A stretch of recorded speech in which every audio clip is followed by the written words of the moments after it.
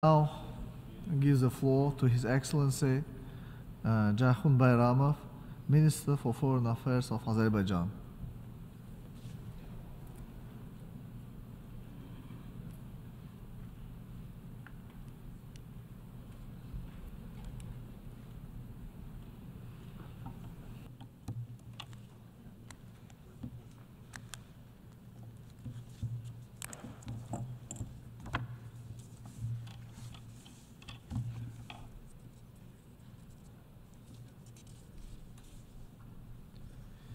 Mr. President, Mr. Secretary General, Excellencies, ladies and gentlemen, I congratulate His Excellency Mr. Denis Francis on assuming the presidency of the 78th session of the General Assembly and thank the ongoing President, His Excellency Mr. Chaba Köreşe, for his hard work over the past year.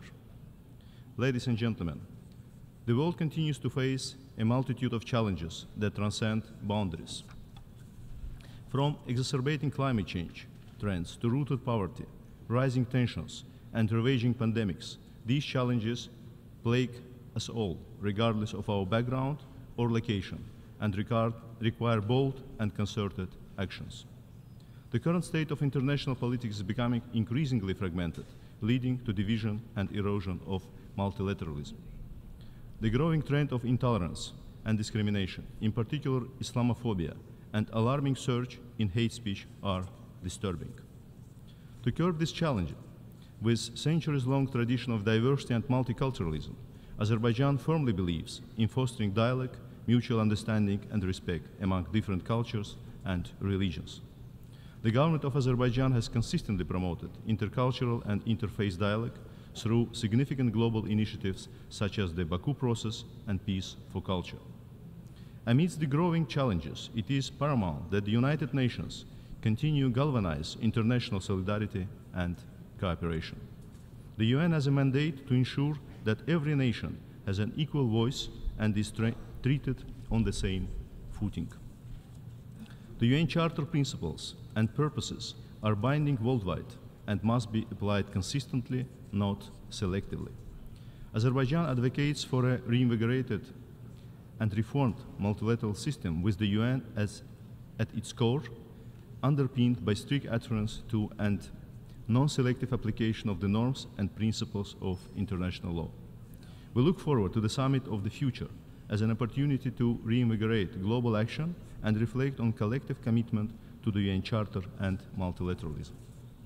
Excellencies, in its national capacity and as the chair of the non-aligned movement, Azerbaijan continues contributing to peace, security, and global sustainable development agenda, and spares no effort to promote international solidarity and multilateralism. Since the outbreak of the COVID-19 pandemic, Azerbaijan has been at the forefront, putting forward several global initiatives to fight this challenge. The lingering effects of the pandemic create a pressing need to redouble our efforts for global cooperation and solidarity, anchored in high-level political engagement and collaboration involving all vital stakeholders. International cooperation and political engagement require involvement of different stakeholders, including women and youth. Azerbaijan made this a key focus point of its NAM chairmanship through the foundation of the NAM Youth Organization with a permanent secretariat in Baku under the Shusha Accord and initiation of the establishment of the NAM Women Platform. Azerbaijan also spearheaded the foundation of the NAM Parliamentary Network. We must strengthen joint effort in tackling the pandemic's consequences and consolidate efforts for global recovery from COVID-19. In light of this, the President of Azerbaijan initiated establishing a UN high-level panel on post-pandemic global recovery. In March 2023, we hosted the NAM Contact Group Summit in response to COVID-19, where the President of Azerbaijan, in his capacity as the NAM chair, declared two global calls to support the post-pandemic recovery of Africa and small island developing states. Azerbaijan announced allocation to each of these calls as the first donor. Since 2020, Azerbaijan provided humanitarian, economic, and technical assistance worth of $300 million to over 130 nations. Ladies and gentlemen, as we approach the midterm of the 2030 Agenda for Sustainable Development, many parts of the world struggle to achieve our shared vision of future. It is imperative that we concertedly confront these challenges. Since their adoption, Azerbaijan has been a passionate supporter of promoting and implementing the SDGs universally. We have been pursuing transformational changes in remodeling our economy, focusing on sustainability, inclusive growth, social justice, and clean energy. Azerbaijan's GDP has tripled in less than 2-decade span. Poverty went down from 49% to 5%. The external public debt is expected to be some 10% of the GDP for 2023, one of the lowest globally. The clean environment and green growth became one of the 5 priority areas of our new national development strategy. Azerbaijan voluntarily pledged to reduce greenhouse gas emissions by up to 40% by 2050 and established a green energy zone in its Karabakh and eastern Zangezur regions. Azerbaijan's roles in global energy security has further expanded from traditional crude oil supplier into a reliable natural gas provider. With the completion of the Southern Gas Corridor, the biggest infrastructure project in Europe, Azerbaijan is now the natural gas supplier of 5 more European countries, in a time when European energy security faces unprecedented challenges. Currently 7 countries receive natural gas from Azerbaijan, and in the near future this will increase to 10 European countries. The projected increase in renewable electricity production will allow Azerbaijan to become an exporter of green electricity to European countries through the landmark trans-regional Black Sea submarine cable project that Azerbaijan embarks on with partner countries. Azerbaijan is also a key player in the development of trans-regional connectivity projects. In 2022, we have increased the transit flow by 70% through boosting investments in transportation infrastructure and widening cooperation with our regional partners. Mr. President, despite unprecedented suffering, deprivation, and devastation that the people of Azerbaijan were subjected to due to the 30-year-long military occupation, Azerbaijan initiated normalization agenda and offered peace to Armenia based on equal and reciprocal respect for legitimate interests of both sides through mutual recognition of and respect for each other's sovereignty, territorial integrity, and inviolability of borders. Over the past few months, thanks to concerted efforts of international partners, negotiations have intensified and yielded limited but promising results. Yet, what we observe is replication by Armenia of the past pattern to imitate talks, backtrack from previously undertaken commitments at the last minute, and commit political, military, and other provocations at every negotiation stage to evade taking concrete decisions. As such, the efforts for durable peace between Azerbaijan and Armenia have again become hostage to Armenia's policy of revanchism. For almost 3 years, since November 2020, more than 10,000 strong armed formations equipped with heavy offensive weaponry were sustained by Armenia in the sovereign soil of Azerbaijan, including by abusing the Lachen Road in an attempt to fuel separatism. In this period, while being engaged in negotiations, we have been consistently drawing the attention of all international actors involved into the normalization process and the wider international community to the serious threat stemming from the non-fulfillment of Armenia's commitment and urging for peaceful solution. While our legitimate and fact-based concerns were acknowledged behind the closed doors, it failed to be translated into real steps and targeted public messages to persuade Armenia to honor its commitments. Consequently, Armenia felt emboldened and once again fell into the illusion that it would be better off by opting for status quo based on illegal military presence and line of contact logic in the sovereign territory of Azerbaijan. Armenia further embarked on igniting tension through a global campaign of manipulation and disinformation, targeting the sovereignty and territorial integrity of Azerbaijan and blatantly interfering with internal affairs.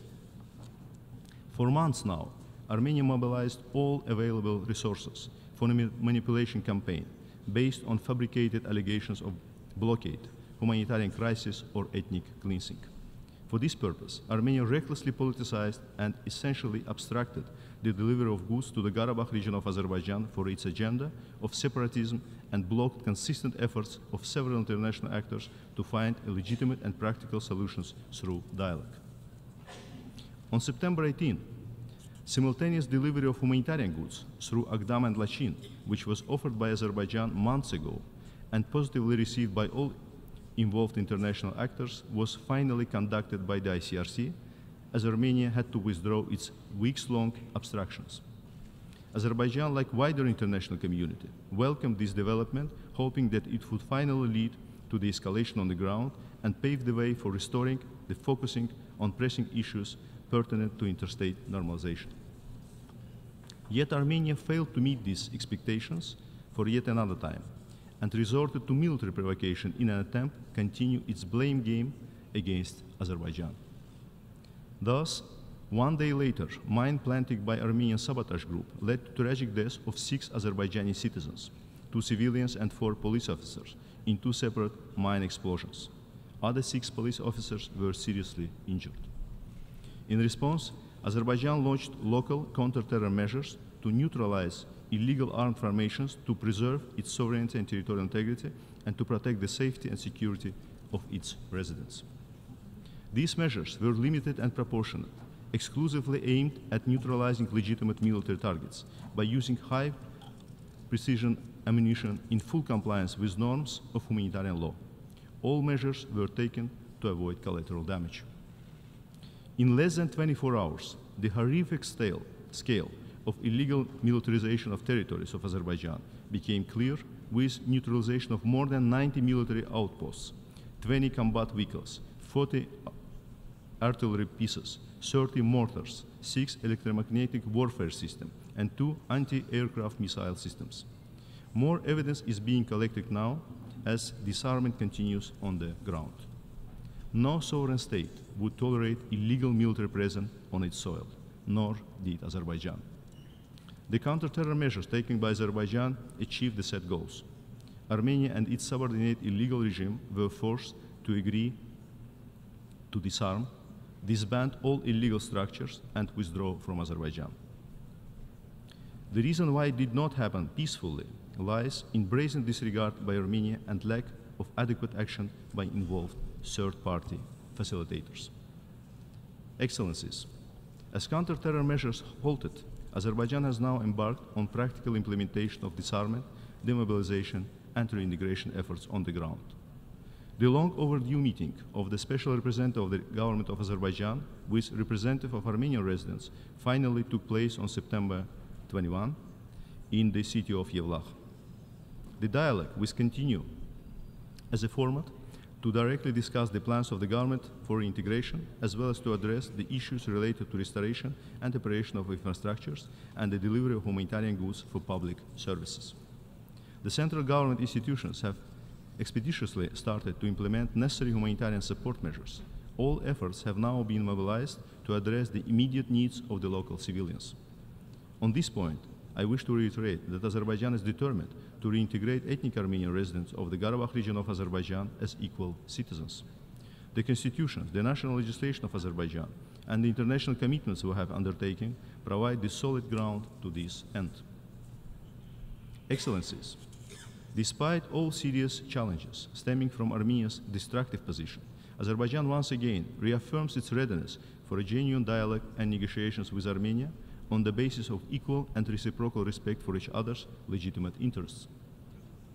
We continue to firmly believe that there is a historic opportunity for both Azerbaijan and Armenia to establish good neighborly relations and coexist side by side in peace as 2 sovereign states within their internationally recognized borders. It is high time to seize this opportunity. For that, it is necessary for Armenia to finally realize that rejecting the offer for just and equal peace in expectation of better conditions in the future to achieve revanchist purposes is not viable and has no chance to succeed. Verbal statements by the leadership of Armenia on recognizing the sovereignty and territorial integrity of Azerbaijan, including the Karabakh region, must be transformed into tangible steps.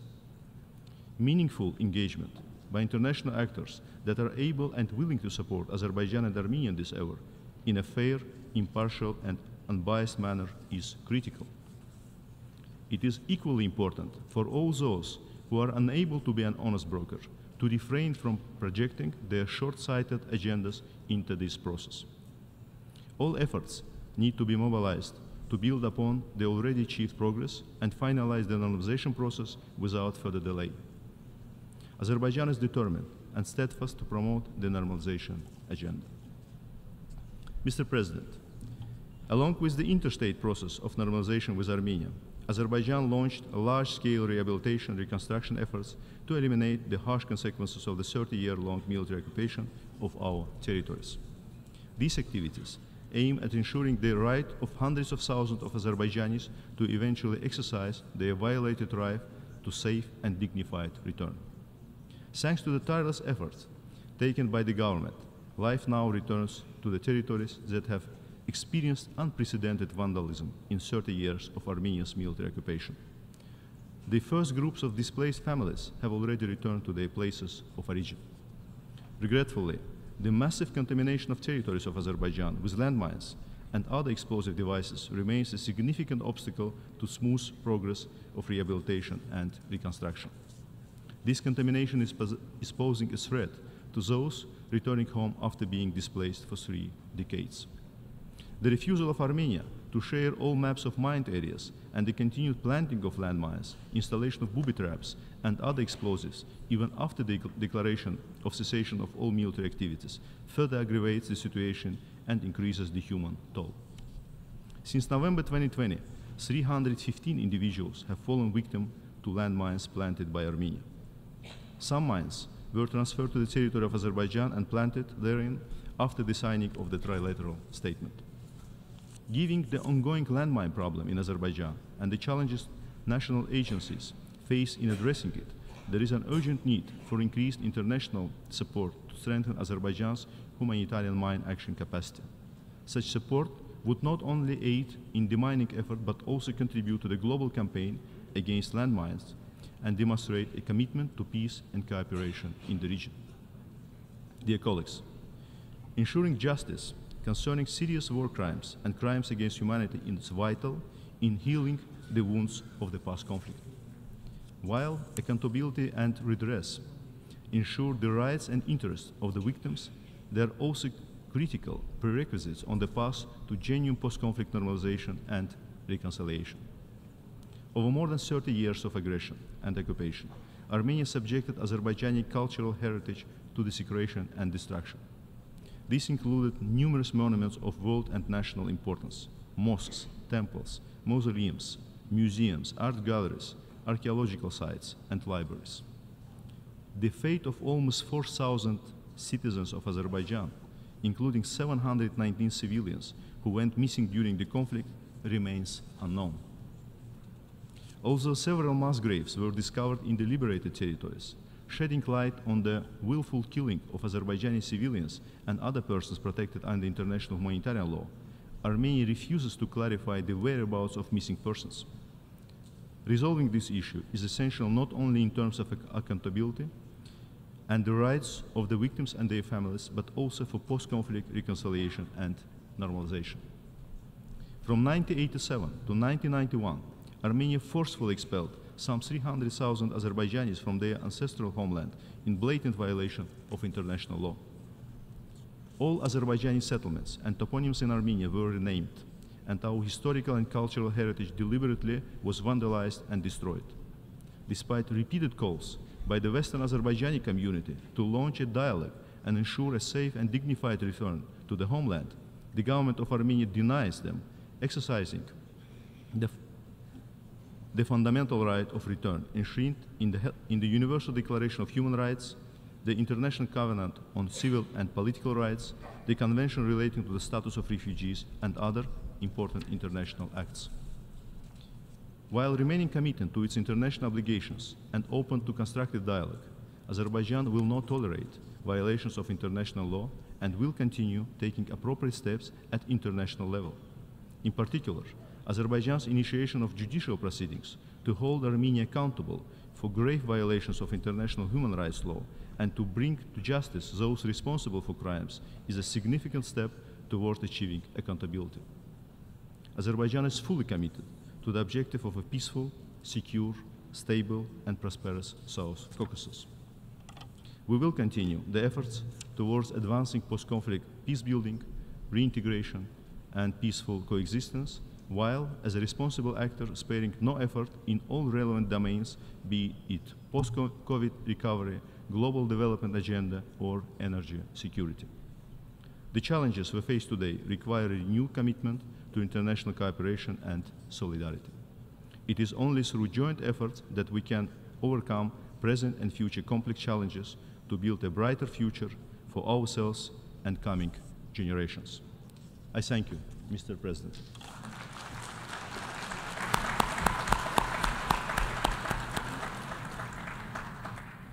I thank the Minister of Foreign Affairs of Azerbaijan.